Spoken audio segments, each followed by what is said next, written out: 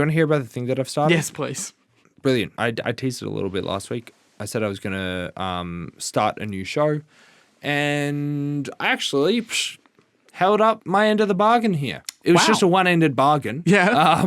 Just a promise. That's called a promise. A promise. A non-transactional exchange where you just do something. I will do this for you if you do nothing for me. Yeah. Yeah. Yeah. I started watching Creature Commandos.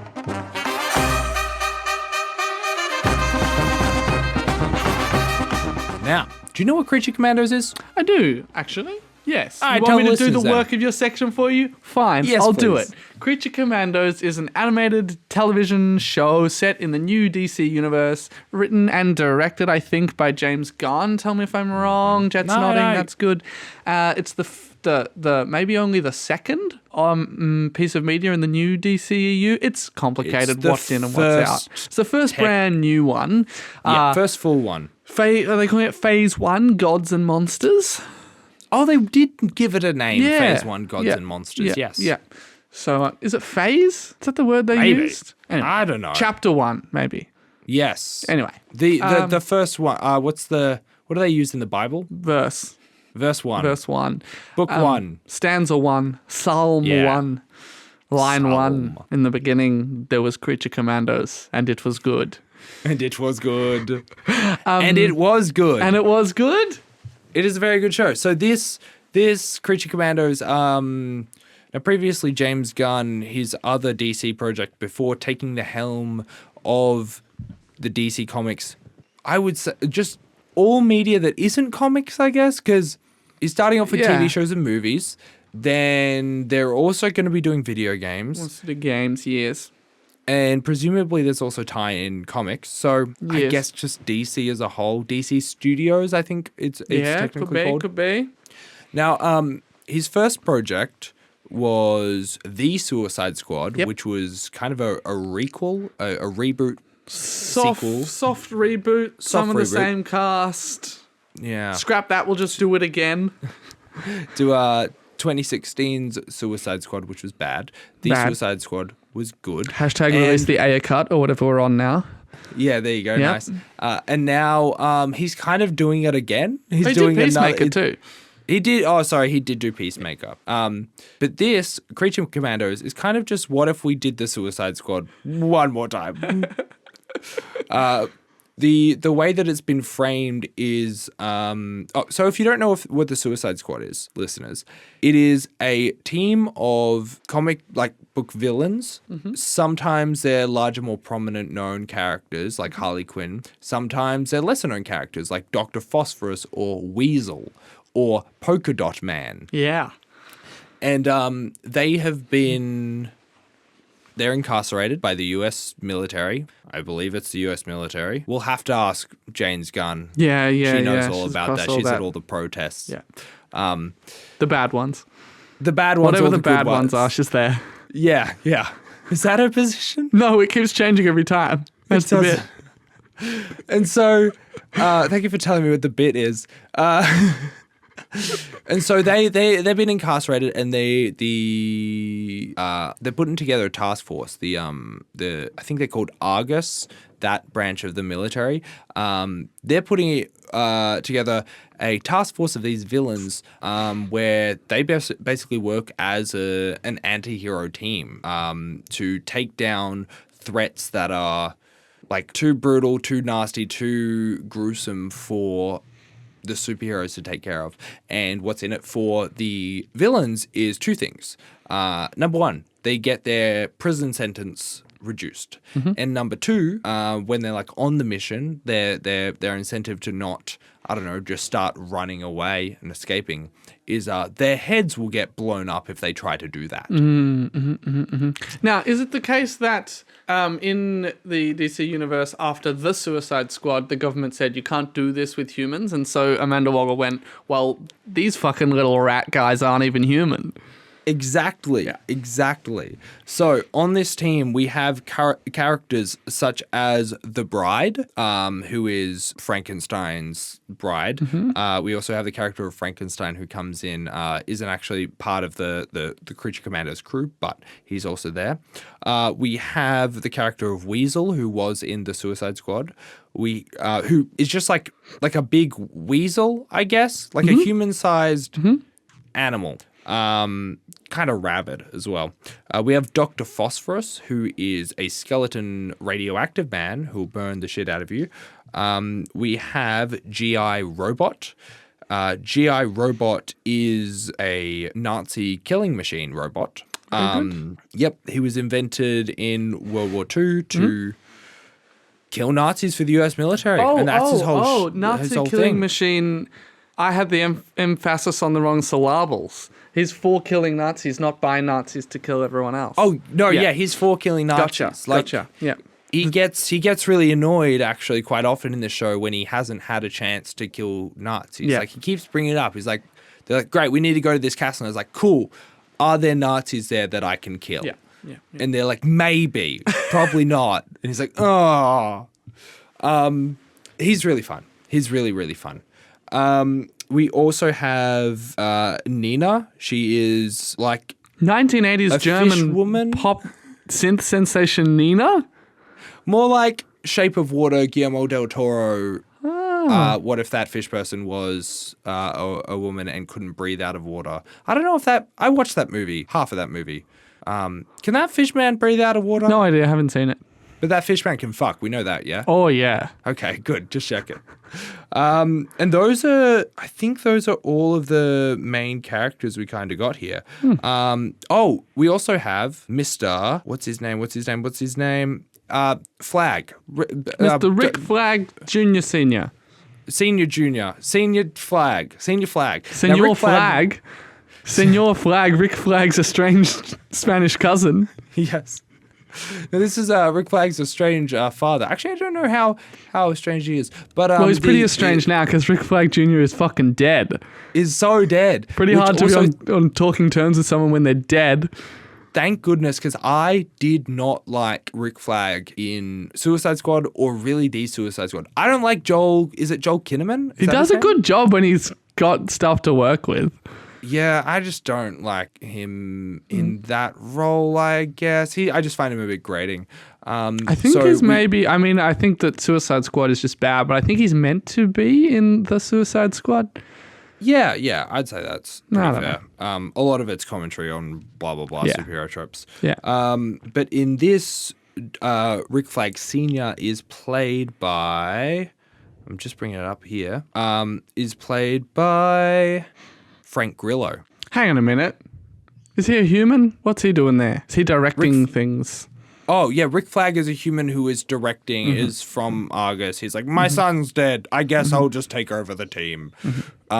We also have some other pretty cool people. I mean, Sean Gunn, the brother of James and Jane's Gunn, is plays Weasel, as well as G.I. Robot. And we have Alan Tudyk as Dr. Phosphorus. Excellent. We have David Harbour playing Frankenstein. Yeah, we have some pretty... Like, the cast is pretty good, pretty stacked.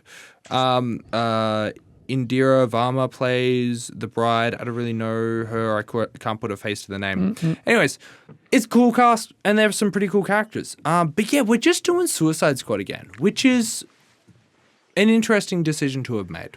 Interesting first thing to release. Yeah. Is it episodic? Is it like Mission of the Week? It is not really. So because we have this cast of characters, I believe there's something like 8 episodes. It might be a bit more. Might be 7 or 8. We have this overarching storyline.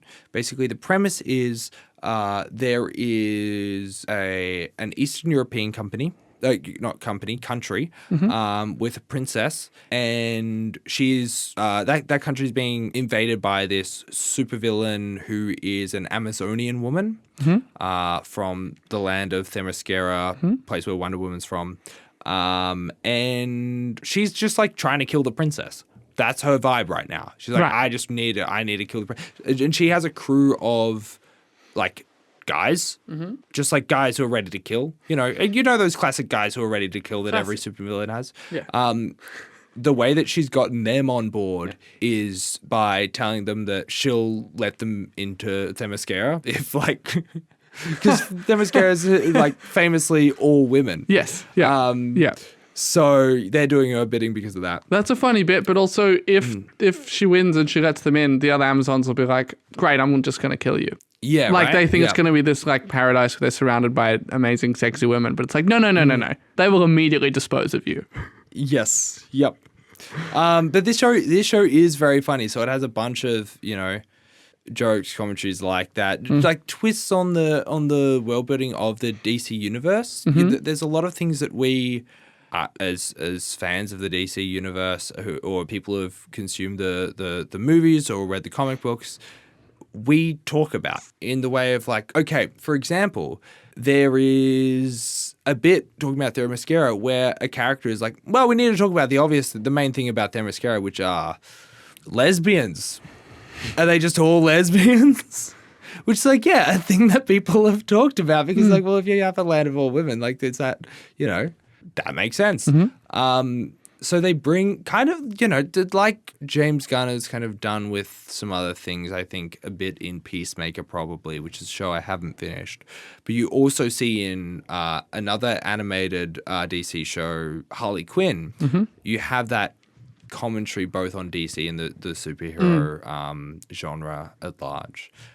But I digress. Okay, it is an overarching story where the Creature Commandos are sent in to basically defend the princess. Yep. Yep. That's the premise. Each episode, though, we get a backstory for a particular character. Excellent. Yep. In the Creature Commandos. How long are the episodes? Half hour? Like 20 to 30 minutes or so? Yeah. And so it's doing the classic thing of these are villains, but really they have tragic backstories, and maybe we shouldn't dislike them as much as we do, which is fine, but I think it's a trope that we can kind of move past at some point. Okay. Like sometimes I don't want a villain with a tragic backstory. I just want a villain. Them to be. It's the Thanos of it all, Yes. Yeah. Yeah, because we've had a lot of that lately. I think actually kind of since Infinity War, a lot of what is their reasoning for this? I think they should have a compelling reasoning, but ultimately I don't really want to side with the villain unless that's the point of the story. And I don't need every villain to have a tragic backstory.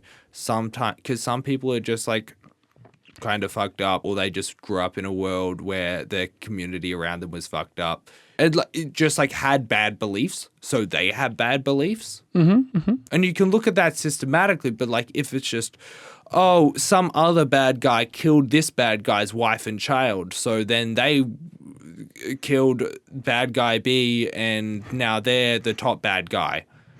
That's basically Dr. Phosphorus's origin story. So that's, yeah. I could give or take. But then you have really interesting ones like with Weasel, because we hear about it in the Suicide Squad where it's his thing's like he's an animal that's like killed 23 children. Yeah. And that's the reason why he's in prison. Yeah. And so you learn more about that and you're like, man, this actually sucks. This is really sad and I feel bad for this character. Yeah. So one of the fun things about Suicide Squad is that whether or not you like them, half of them are going to die. I guess that's probably not quite as strong an element here. No. So they're not really dying. Also, the detonator that they have in their neck is not an explosive one. It is an electric shock one. Like, it's the worst pain you've ever felt in your life. Or whatever. Sure. Which I'm like, you're really inhumane to the humans, but as soon as we get monsters here, you're like, we'll just shock them a little bit. Chuck an electric cola. That's I don't know. That's in some ways that's less humane. Like obviously you're not killing them, but like worse the other pain. one's an explosive in the neck. Yeah, that's pretty bad. Head actually blows up immediately. That's pretty bad. And also most of these, like the bride, she's super strong. She can everyone has their special abilities. So they can kind of withstand stuff. Except Nina. So I've watched all but the last episode. Nina's currently been kind of useless. She's just this fish woman, and she's when Viola Davis plays Amanda Waller, who's the head of the military group Argus. So she's back. She's been standing since the first Suicide Squad movie. She's giving a rundown of all the characters, and she's like, and we'll take Nina as well, because she's smart and she's like the only level-headed one that we have here, and she'll keep the team in check. So maybe that's just her thing, is keeping the team in check. I bet she's gonna have has she had a flashback episode yet? No. Okay, well, we all know what's happening in the last episode. Yeah. Flashback, superpower reveal, crisis, and she uses it to get them out of it. Yeah. Probably some big tentacle like power or whatever. Yeah. Portal into the underwater world. She's the daughter of Starro or something. Yeah. The space that'd be starfish. interesting. That'd be fun. Yeah. But I am really enjoying this quite a lot. I binged most of it in one day. The animation style is fantastic. I've been watching. I'm like, why doesn't like Invincible look I was going to say, is it more like Invincible or Arcane or something that's in the middle of those two? I would say something that's in the middle of those two. I couldn't name a third show. It looks kind of proportions wise and like cell shadedness, it's more like X-Men 97. No, I was just trying to think of a thing in the middle still, sorry. I think that's more like Invincible. I think it leans more on the Invincible side, but it has more detail. Like the animators have had time to spend on it to make it look good and stylized instead of just kind of basic. Yeah, it does look like a comic book come to life to some degree. I mean, they're not doing any Eric Banner Hulk transitions. Right. Yeah. But it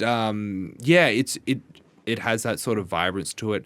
The movement's really good. The music is excellent. The theme song is brilliant. Okay. Is it as good as Peacemaker's opening dance, though? Yeah, I like it better because I think the Peacemaker opening dance goes for too long. Too long. This one's quick moves. Okay. Great pumping music. The music that's throughout it, because it's set in this fictional Eastern European city. I don't know if they've found this music. It seems too specific. It seems like they would have done it. But it's like this punk rock Eastern European jaunt for like there's at least one an episode, and it's just so much fun. It often happens during a fight scene. Cool. It's great. Yeah. And I mentioned this show is funny. Like it's incredibly well written, very funny. Is it like sorry, is it like snappy punchlines funny, or is it like deep satire funny, or some combo? I'd say. Like there's this running joke about Dr. Phosphorus because he is a skeleton that is kind of covered in this like radioactive green flame. And there's this running joke that people keep thinking that he's smiling because he's a skeleton and because the jaw works. They're like, are you smiling at me? It's like, I'm a skeleton. It always looks like I'm smiling. But yes, I am. It has some fun, dry humor in it. It's also it's like an adult show. Like there are sex scenes and there is nudity and like you see Rick Flags bulge pretty quickly. It's not for kids. As someone who may or may not get to this show, can you give me a quick encapsulation of what the implications for the wider DC universe are? Like, is there anything I should know about Themyscira or the US government or sure, I don't know, anyone else who's shown up that could come up? Because it's all one universe, even though it's animated. Yeah. So like I said, Themyscira is in there. So we have this villain from Themyscira. We also have some origin stories like Dr. Phosphorus. We see Batman in the shadows, clearly as a person who takes in Dr. Phosphorus and brings him to Belle Reef or wherever the heck they're holding him. We also have some characters from Peacemaker show up. Just the people who are working at Belle Reef, really. There are villains that show up. A couple of mainline Batman ones. Okay. There was one in like the third last episode. I won't spoil it because it kind of does lead into the finale. Does that mean that whoever voices that character is also playing them in live action or no? Not necessarily, because they were working maybe on a GI. Oh, I can't remember what his name is. GI Rob or something. That's not right. But there's a military man who worked with GI Robot, and then I think Alan Tudyk played him. Because like if you've already got him in the booth doing Dr. Phosphorus, just get him to do another character. But they've stated, like James Gunn has stated, no, we'll get someone else for that. You know, he's got his role. And Alan Tudyk, I think, has played other characters across shows like Harley Quinn. So no, live action will be different. But I assume once they cast someone in live action, they'll probably keep them for animated and whatever else. Like Sean Gunn or Viola Davis. Sean Gunn. Yeah, just cast Sean Gunn as any character that does not have a face. Yeah. Like any sort of animal thing, you know? Yeah. But we do see, this is in one of the first couple of episodes, so I don't really consider it a spoiler, but we see a prophesized future where Gorilla Grodd is there. Gorilla Grodd is I don't even know which villain, is a Flash villain. Basically a big ape who has telepathy abilities. And he's taken over and all of the Justice League are dead and on stake. So you see Superman, you see Batman, you see the Flash, you see Green Lantern. All dead and bleeding. So we're like, oh, cool, that's the Justice League. Maybe this is the same as what Zack Snyder was doing. It's like, this is the dark future that is coming. Yep. I doubt it. But yeah, it's for broader implications. I mean, I'll have to, finish this this season off with this last episode. But I'm not sure. I mean, they're working on stuff at the moment, and I think apparently the shows and the movies will all somewhat tie in together, but you won't have to watch everything to understand everything. Is what James Gunn has been saying. Unless Superman flops, in which case it's all cancelled. Yeah. That's true. They're doing a Star Wars. Superman's coming out pretty soon. May 2nd, May 3rd, May 4th. Wait, that soon? I thought it was July. Oh, it could be. You know what? I think we might be it's July because it's summer over where you are. I think it's smack bang in the middle. I think it might be June. I'll find out in 1 second if you just keep find out. saying But things. 10th of July. 10th of July. Okay, so still a hot minute away. I was thinking of Thunderbolts, which is coming out May. Yes, that's right. Yep. So we have Superman coming out. We also have Supergirl that is filming right now, which Batman, is exciting. Brave and the Bold, are they still writing? That's being still written. That's kind of on hold at the moment, it seems. But they finished Booster Gold? Is that no, right? no. Booster Gold is not. No. They want to do that, but I don't think they've really started work on it. What was the one that for were Batman, like, the Brave and the script is finished? Go ahead. So just for Batman though, while that one is like they're sort of trying to take their time, which James Gunn has come out and said, we need a Batman in this universe. This is one that we will push. He'll still wait for the script to be ready, but he's like, we're going to have a Batman in this universe. We're not going to be waiting around 5 years for a Batman. The one that the script is ready for is Clayface. That's right.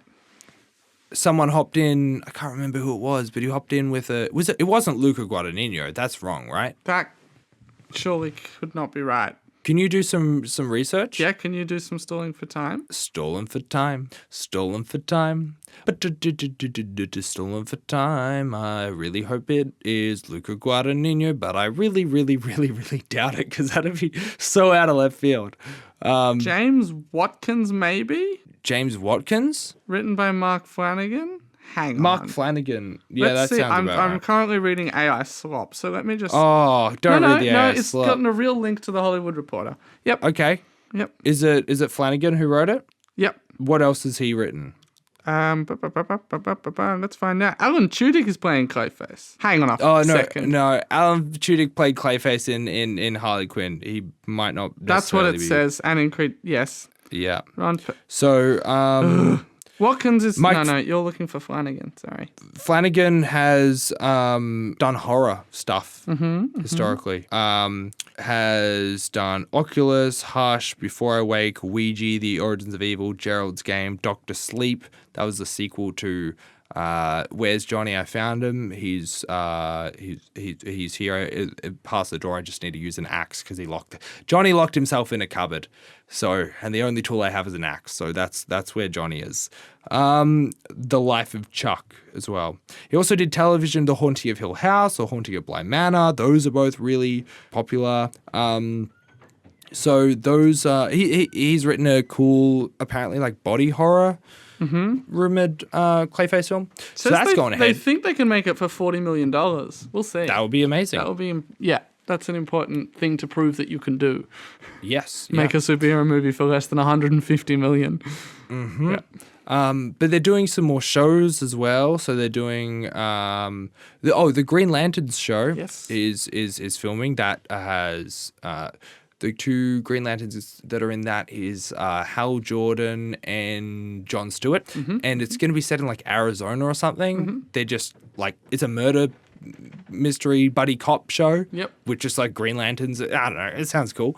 Green Lanterns don't always have to be in space. I mean, they're meant to be defenders of a particular planet.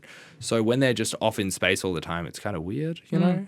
It's like if I was hanging out in Argentina and if I saw an Australian cop arresting someone. Like, what are you doing? This isn't your jurisdiction. There's amazing things down the pipeline, and as Marvel keeps digging itself a deeper and deeper grave. Because if it was a shallow grave, then it would be easily revivable. You know? But you'd have to work to get to the body. At this how point, they're going. It's really exciting to see DC maybe on the come up. And I skipped out on Creature Commandos when it came out. I just didn't have time, I guess. But this has got me kind of excited. And while we were watching Harley Quinn, and that is very good and very fun, because this is part of this wider world that they are growing. It builds a bit more excitement for like what's to come. Besides just, there's going to be another season of this one show. Yeah. So, do I recommend watching Creature Commandos? Yes. Who should watch Creature Commandos? Not kids. Not kids. Not kids. It's difficult to think about because when I'm watching it, I'm having a great time and I'm like, this is for everyone. Like, everyone should watch this. This is just a really good show.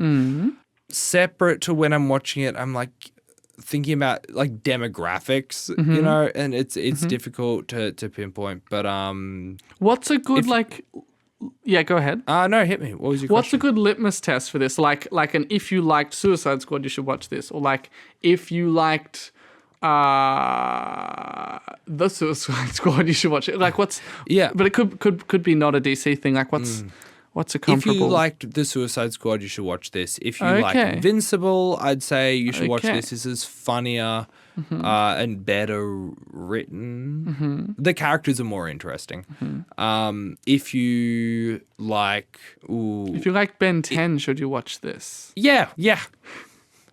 If you're if you grew up on Ben 10, this has fun, different creatures. Why not? I'd say also if you, in the future, once Superman comes out, and if you like that and you want more of that sort of stuff, watch this. I think this will be kind of like a sleeper hit. I don't know if it's actually going to be a hit. Maybe if they did a full Creature Commandos movie, then it would be. But I think for the moment, this is just going to lay in the underbelly, which I like that they did. They, you know, like you said at the start of this segment, this is Doctrine 1, Gods and Monsters. So they're starting small. They're not like, I mean, they're going immediately after this into Superman, but. They aren't making this the be-all, end-all. You know? They aren't kicking off with a Justice League followed by a Justice League 2. What if we killed Superman and all of the villains were here and we did all of the origin stories? Also, it's an alternate universe and Injustice. And Red Sun Superman. That's just what I would expect Zack Snyder would do if he had the reins to DC, like James Gunn does.